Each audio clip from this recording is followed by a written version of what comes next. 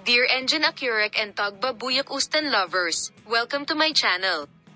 Sina Engin Akyurek at Tuba Buyak Ustan, na nagbahagi ng nangungunang papel sa serye sa TV na Kara Para Ask at sa Fear and Kizzy, ay sumagot sa mga paratang na sila ay nagmamahalan at naging mainit na paksa. Matapos ang paghahabol na tumama sa agenda ng magazine na parang bomba, ang unang pahayag ay nagmula sa matagumpay na aktres na si Tugba Buyak Ustan, na minamahal ng lahat. Ang aktres na Nokta ay gumawa ng mga kawili-wiling pahayag tungkol sa paksa. Tinapos na ng sikat na aktor ang love news sa ginawa nitong pahayag sa kanyang social media account. Ang pahayag ni Tugba Buyak Ustan, na nagsasabing, "Yes, it was a very beautiful love story," ay nag-iwan ng marka sa social media sa maikling panahon. Narito ang larawang iyon at ang pahayag ni Tuba Buyak Ustan na nagpasigla sa mga paratang sa pag-ibig. Ipinagtapat ni Tuba Buyak Ustan ang kanyang pagmamahal sa balakid.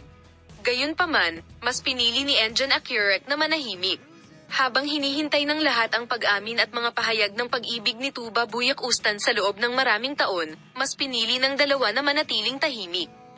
Sa wakas, ang isang paratang na ginawa tungkol kay Tugba Buyak Ustan at Engin Akyurek, na mga kasosyo sa serye sa TV na sa Fear and Kizzy, ay tumama sa agenda ng magazine na parang isang bomba.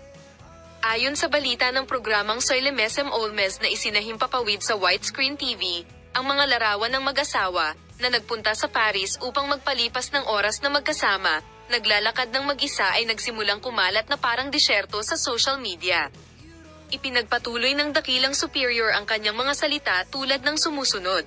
"At kung ang lahat ay masaya at nalulungkot at nag-uusap at nagtatalo tungkol dito, maaari ka nang kumalma o naniniwala ka ba sa mga chismis na ito? Paano kung maghintay pa ako ng ilang araw para sabihin?" Ang pahayag na ito ni Tuba Buyak Ustan ay nakatanggap ng malaking atensyon sa social media at kalaunan ay binasag ng balakid na si Akyurek ang kanyang katahimikan at nagpahayag ng pag-ibig.